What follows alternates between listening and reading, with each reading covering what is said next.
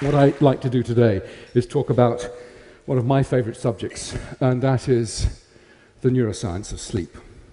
Now, there is a sound. It worked. a sound that is desperately familiar to most of us, and of course it's the sound of the alarm clock.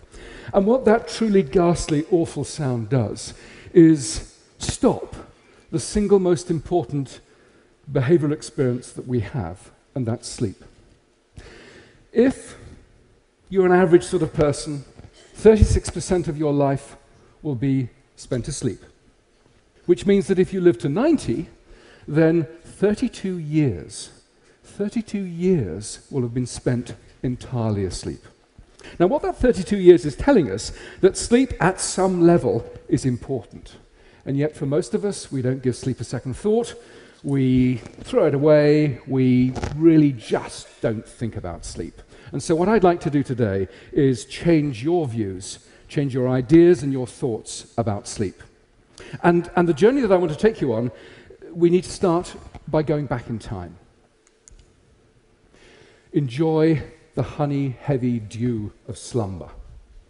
Any ideas who said that? Shakespeare's Julius Caesar. Yes, let me give you a few more quotes. O sleep, O gentle sleep, nature's soft nurse, how have I frighted thee? Shakespeare again from, I won't say it, the Scottish play. From the same time, sleep is the golden chain that ties health and our bodies together. Extremely prophetic, by Thomas Dekker, another Elizabethan dramatist. But if we jump forward 400 years, the tone about sleep changes somewhat. This is from Thomas Edison from the beginning of the 20th century. Sleep is a criminal waste of time and a heritage from our cave days. Bang! And if we also jump into the 1980s, some of you may remember that Margaret Thatcher was reported to have said, sleep is for wimps. And of course, the infamous, what was his name? The infamous Gordon Gekko from Wall Street said, money never sleeps. What did we do in the 20th century about sleep? Well, of course, we used Thomas Edison's light bulb to invade the night, and we occupied the dark. And in the process of this occupation, we've treated sleep as an illness, almost. We've treated it as an enemy. At most now, I suppose, we tolerate the need for sleep, and at worst, perhaps many of us think of sleep as an illness that needs some sort of a cure. And our ignorance about sleep is really quite profound. Why is it? Why do we abandon sleep in our thoughts? Well, it's because you don't do anything much while you're asleep, it seems. You don't eat, you don't drink, and you don't have sex. Well, most of us anyway. And so therefore it's a complete waste of time, right? Wrong. Actually, sleep is an incredibly important part of our biology, and neuroscientists are beginning to explain why it's so very important. So let's move to the brain. Now, here we have a brain. This is donated by a social scientist, and they said they didn't know what it was or indeed how to use it. So,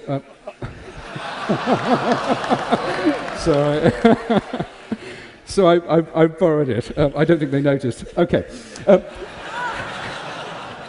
The point I'm trying to make is that when you're asleep, this thing doesn't shut down. In fact, some areas of the brain are actually more active during the sleep state than during the wake state. The other thing that's really important about sleep is that it doesn't arise from a single structure within the brain, but is to some extent a network property. And if we flip the brain on its back, I love this little bit of spinal cord here, this bit here is the hypothalamus. And right under there is a whole raft of interesting structures, not least the biological clock. The biological clock tells us when it's good to be up, when it's good to be asleep, and what that structure does is interact with a whole raft of other areas within the hypothalamus, the lateral hypothalamus, the ventrolateral preoptic nuclei. All of those combine, and they send projections down to the brainstem here. The brainstem then projects forward and bathes the cortex, this wonderfully wrinkly bit over here, with neurotransmitters that keep us awake and essentially provide us with our consciousness. So sleep arises from a whole raft of different interactions within the brain. And essentially, sleep is turned on and off as a result of a range of interactions in here. Okay, so where have we got to? We've said that sleep is complicated, and it takes 32 years of our life. But what I haven't explained is what sleep is about. So why do we sleep? And it won't surprise any of you that, of course, as scientists, we don't have a consensus. There are dozens of different ideas about why we sleep. And I'm going to outline 3 of those. The first is sort of the restoration idea, and it's somewhat intuitive. Essentially, all the stuff we've burnt up during the day, we restore, we replace, we rebuild during the night. And indeed, as an explanation, it goes back to Aristotle. So that's what, 2,300 years ago. It's gone in and out of fashion. It's fashionable at the moment because what's been shown is that within the brain, a whole raft of genes have been shown to be turned on only during sleep. And those genes are associated with restoration and metabolic pathways. So there's good evidence for the whole restoration hypothesis. What about energy conservation? Again, perhaps intuitive. You essentially sleep to save calories. Now, when you do the sums, though, it doesn't really pan out. If you compare an individual who has slept at night or stayed awake and hasn't moved very much, the energy saving of sleeping is about 110 calories a night. Now, that's the equivalent of a hot dog bun. Now, I would say that a hot dog bun is kind of a meager return for such a complicated and demanding behavior as sleep. So I'm less convinced by the energy conservation idea. But the third idea I'm quite attracted to, which is brain processing and memory consolidation. What we know is that if after you've tried to learn a task and you sleep-deprive individuals, the ability to learn that task is smashed. It's really hugely attenuated. So sleep and memory consolidation is also very important. However, it's not just the laying down of memory and recalling it. What's turned out to be really exciting is that our ability to come up with novel solutions to complex problems is hugely enhanced by a night of sleep. In fact, it's been estimated to give us a 3-fold advantage. Sleeping at night enhances our creativity. And what seems to be going on is that in the brain, those neural connections that are important, those synaptic connections that are important, are linked and strengthened, while those that are less important tend to sort of fade away and be less important. Okay, so we've had 3 explanations for why we might sleep. And I think the important thing to realize is that the details will vary, and it's probably we sleep for multiple different reasons. But sleep is not an indulgence. It's not some sort of thing that we can take on board rather casually. I think sleep was once likened to an upgrade from economy to business class, you know, the equivalent of. It's not even an upgrade from economy to first class. The critical thing to realize is that if you don't sleep, you don't fly. Essentially, you never get there. And what's extraordinary about much of our society these days is that we are desperately sleep deprived. So let's now look at sleep deprivation. Huge sectors of society are sleep deprived, and let's look at our sleepometer. So in the 1950s, good data suggests that most of us were getting around about 8 hours of sleep a night. Nowadays, we sleep 1.5 to 2 hours less every night. So we're in the sort of 6.5 hours every night league. For teenagers, it's worse, much worse. They need 9 hours for full brain performance, and many of them on a school night are only getting 5 hours of sleep. It's simply not enough. If we think about other sectors of society, the aged. If you are aged, then your ability to sleep in a single block is somewhat disrupted, and many sleep, again, less than 5 hours a night. Shift work is extraordinary. Perhaps 20% of the working population, and the body clock does not shift with the demands of working at night. It's locked onto the same light-dark cycle that the rest of us. So when the poor old shift worker is going home to try and sleep during the day, desperately tired, the body clock is saying, wake up. This is the time to be awake. So the quality of sleep that you get as a night shift worker is usually very poor, again, in that sort of 5-hour region. And then, of course, tens of millions of people suffer from jet lag. So who here has jet lag? Well, my goodness gracious. Well, thank you very much indeed for not falling asleep, because that's what your brain is craving. One of the things that the brain does is indulge in microsleeps, this involuntary falling asleep, and you have essentially no control over it. Now, microsleeps can be sort of somewhat embarrassing, but they can also be deadly.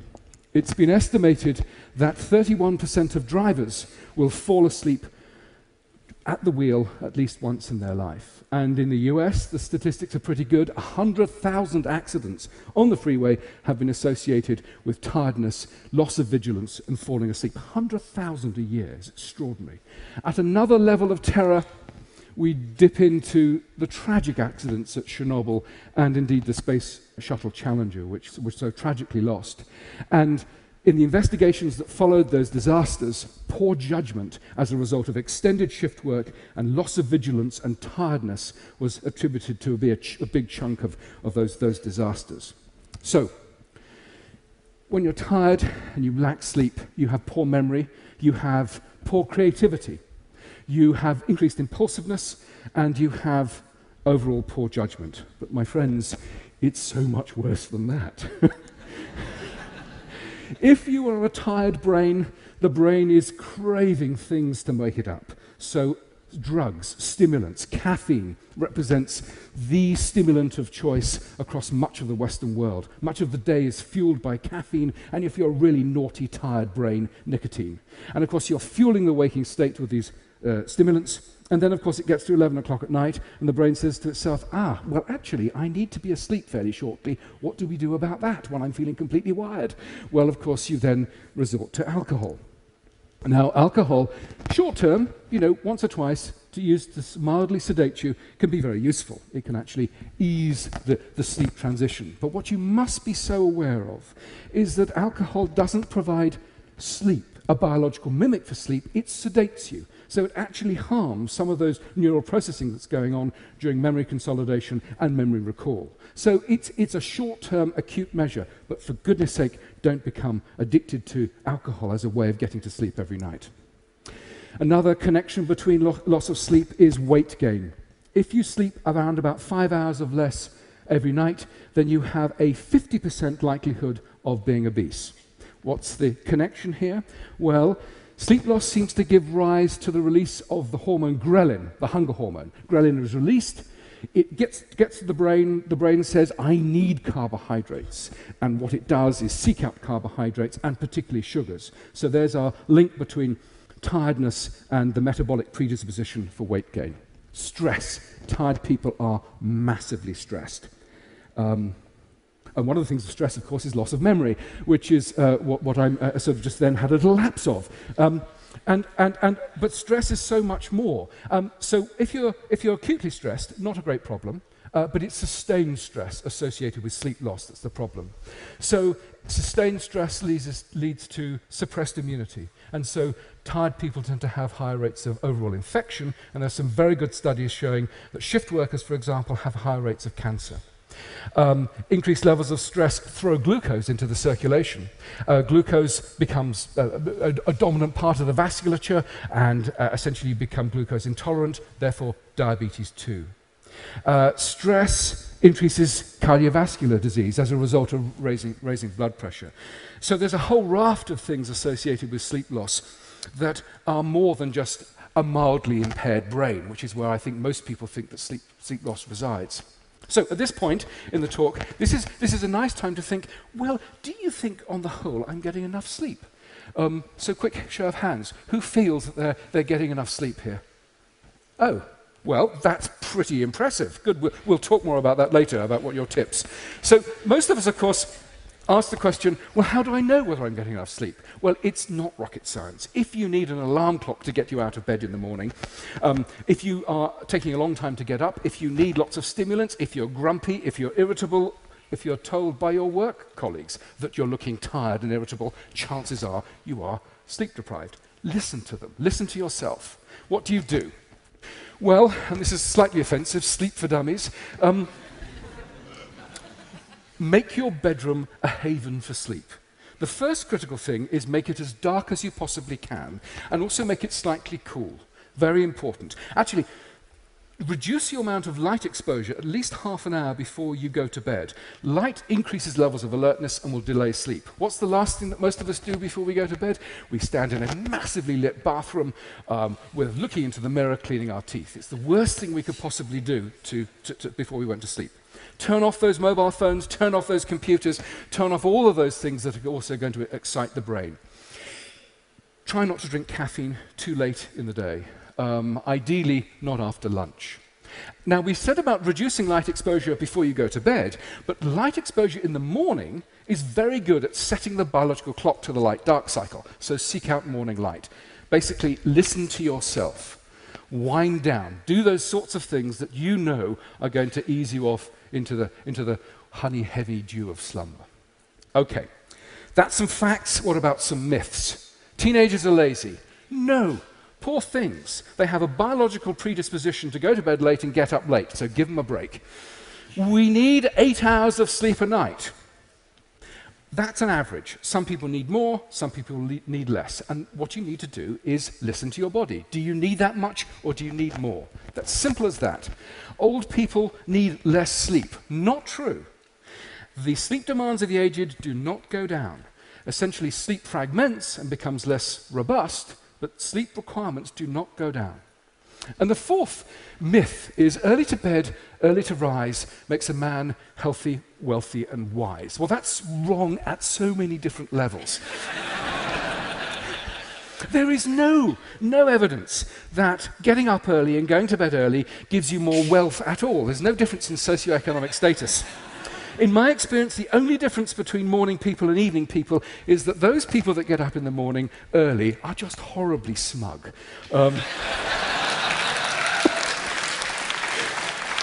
Okay, so for the last part, the last few minutes, what I want to do is change gears and talk about some really new and breaking areas of neuroscience, which is the association between mental health, mental illness, and sleep disruption. We've known for 130 years that in severe mental illness, there is always sleep disruption. But it's been largely ignored. In the 1970s, when people started to think about this again, they said, yes, well, of course you have sleep disruption in schizophrenia because they're on antipsychotics. It's the antipsychotics causing the sleep problems, ignoring the fact that for 100 years previously, sleep disruption had been reported before antipsychotics. So what's going on? Lots of groups, several groups, are studying conditions like depression, schizophrenia, and bipolar, and what's going on in terms of sleep disruption. We have a big study, which we published last year, on schizophrenia, and the data were quite extraordinary. In those individuals with schizophrenia, much of the time they were awake during the night phase, and then they were asleep during the day. Other groups showed no 24-hour patterns whatsoever. Their sleep was absolutely smashed, and some had no ability to regulate their sleep by the light-dark cycle. They were getting up later and later and later and later each night. It was smashed. So what's going on? And the really exciting news is that mental illness and sleep are not simply associated, but they are physically linked within the brain. The neural networks that predispose you to normal sleep give you normal sleep, and those that give you normal mental health are overlapping. And what's the evidence for that? Well, genes that have been shown to be very important in the generation of normal sleep, when mutated, when changed, also predispose individuals to mental health problems. And last year, we published a study which showed that a gene that's been linked to schizophrenia, which when mutated also smashes the sleep. So we have evidence of a genuine mechanistic overlap between these two important systems. Other work flowed from these studies. The first was that sleep disruption actually precedes certain types of mental illness. And we've shown that in those young individuals who are at high risk of developing bipolar disorder, they already have a sleep abnormality prior to any clinical diagnosis of bipolar.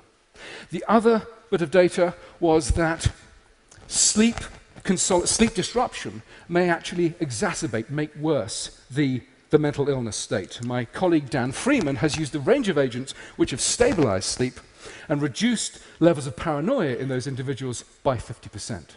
So, what have we got? We've got in these connections some really exciting things. in terms of the neuroscience, by understanding the neuroscience of these two systems, we're really beginning to understand how both sleep and mental illness are generated and regulated within the brain.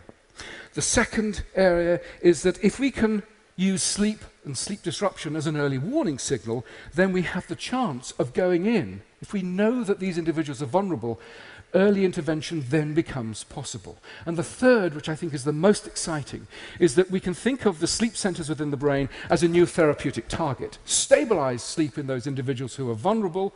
We can certainly make them healthier, but also alleviate some of the appalling symptoms of mental illness. So let me just finish. What I started by saying is, take sleep seriously. Our attitudes towards sleep are so very different from a pre-industrial age, when we were almost wrapped in a duvet. We used to understand intuitively the importance of sleep. And this isn't some sort of crystal-waving nonsense. This is a pragmatic response to good health. If you have good sleep, it increases your concentration, attention, decision-making, creativity, social skills, health. If you get sleep, it reduces your mood changes, your stress, your levels of anger, your impulsivity, and your tendency to drink and take drugs. And we finished by saying that an understanding of the neuroscience of sleep is really informing the way we think about some of the causes of mental illness, and indeed is providing us new ways to treat these incredibly debilitating conditions. Jim Butcher, the fantasy writer, said, "Sleep is God, go worship." And I can only recommend that you do the same. Thank you for your attention.